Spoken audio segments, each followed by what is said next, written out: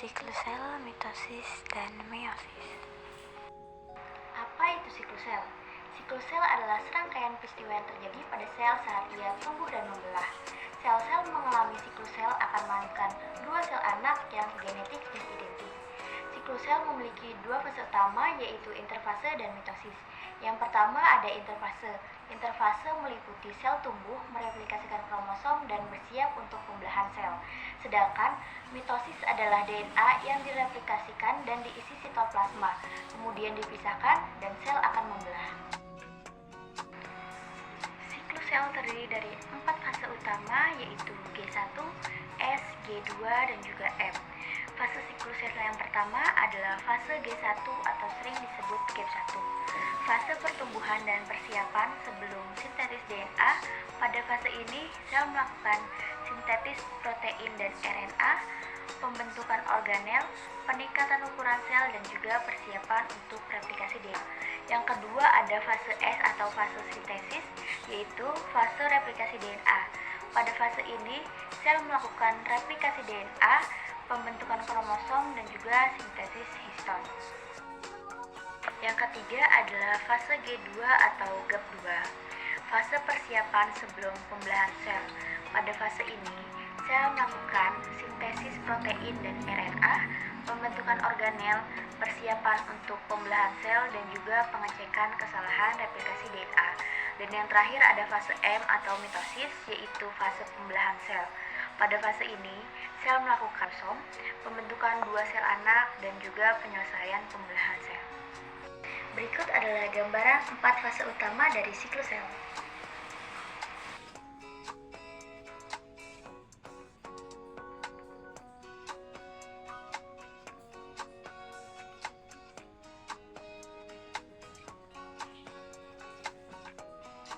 Secara stabil, sehingga sel tidak dapat berkembang biak.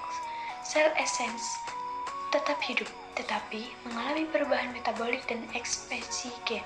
Sel-sel senescens dapat berkontribusi terhadap perkembangan gangguan terkait usia seperti Alzheimer, peradangan kronis, dan gangguan kardiovaskular.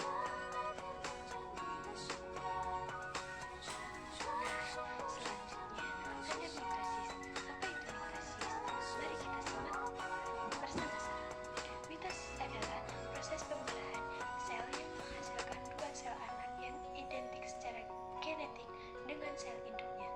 Mitosis merupakan salah satu bentuk pembelahan sel yang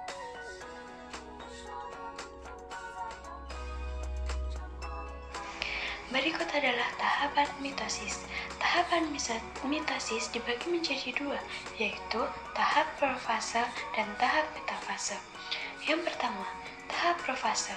Tahap profase yang pertama yaitu kromosom mengalami kondensasi atau menggulung. Yang kedua, sitosom membelah menjadi dua. Yang ketiga, spindel mitosis terbentuk. Yang keempat, membran inti hancur. Yang kelima, kromosom melekat pada spindel. Nah, yang kedua yaitu tahap metase. Tahap metase yang pertama, kromosom berbaris di bidang metafase. Yang kedua, kromosom homolog berpasangan. Yang ketiga, sertosom berada di kutub sel. Mitosis berperan dalam pertumbuhan dan regenerasi jaringan dengan cara menghasilkan sel-sel yang baru yang identik secara genetik. Pertumbuhan, mitosis membentuk sel, jaringan, dan organ baru yang memungkinkan organisme tumbuh dan berkembang. Misalnya, mitosis pada sel-sel rhizotom di ujung akar dan tunas batang tumbuhan memungkinkan tumbuhan tumbuh lebih tinggi. Regenerasi membantu memperbaiki jaringan yang rusak atau mengganti sel yang aus. Misalnya, mitosis pada sel-sel imun memungkinkan peningkatan cepat sel-sel imun untuk melawan infeksi. Mitosis juga memiliki fungsi antara lain seperti mempertahankan homeostatis, reproduksi aksesual, mempertahankan kestabilan genetik, mendukung diferensiasi sel, perkembangan embrion. Contoh terapi regeneratif yang menggunakan mitosis yaitu 1. Terapi sel-sel otot jantung untuk mengobati serangan jantung. Nomor 2. Transplantasi sel-sel hati untuk mengobati sirosis. Nomor 3. Terapi sel-sel kulit untuk mengobati luka bakar. Nomor 4. Terapi sel-sel saraf untuk mengobati penyakit. Dan proses mitosis dalam terapi regeneratif yaitu 1. Pengambilan sel-sel induk atau stem cell dari donor atau pasien. Nomor 2. Pembiakan sel-sel induk melalui mitosis dalam laboratorium. Yang nomor 3. Diferensi sel-sel induk menjadi jenis sel yang dibutuhkan. Nomor 4. Transplantasi sel-sel yang telah diferensiasi ke pasien.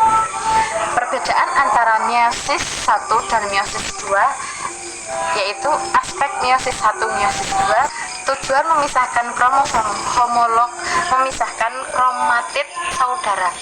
Jumlah kromosom mengurangi jumlah kromosom menjadi separuh, mempertahankan jumlah kromosom. Tahapan utama profase 1 crossing over terjadi antara lain metafase 1 yaitu kromosom homolog berbaris di tengah. Yang kedua, anafase 1 kromosom homolog dipisahkan. Dan yang ketiga, telofase 1 terbentuk 2 sel haploid. Profase 2 tanpa crossing over. Metafase 2 kromatid berbaris di tengah. Anafase kedua, kromatid saudara dipisahkan. Telofase 2 terbentuk 4 sel haploid. Nomor 2, pentingnya meiosis dalam diversitas genetik. Crossing over profase 1. Pada profase ini kromosom homolog saling bertukar segmen DNA. Hal ini menghasilkan kombinasi gen baru yang unik, meningkatkan variasi genetik dalam populasi.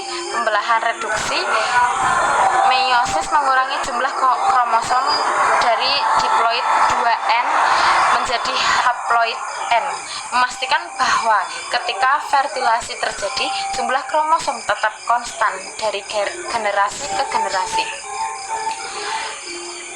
Asortasi acak, distribusi acak kromosom homolog dan sel anak selama anafase 1 menghasilkan kombinasi genetik berbeda di setiap gamet. Yang nomor 3, kelainan akibat gangguan meiosis, sindrom Down atau trisomi 21. Penyebab non-disjunction selama meiosis di mana kromosom homolog meiosis 1 atau kromatid saudara meiosis 2 gagal dipisahkan. Akibatnya gamet mengandung kromosom ekstra, kromosom 21. Ciri-ciri wajah khas, keterlambatan perkembangan dan resiko masalah kesehatan seperti kelainan jantung.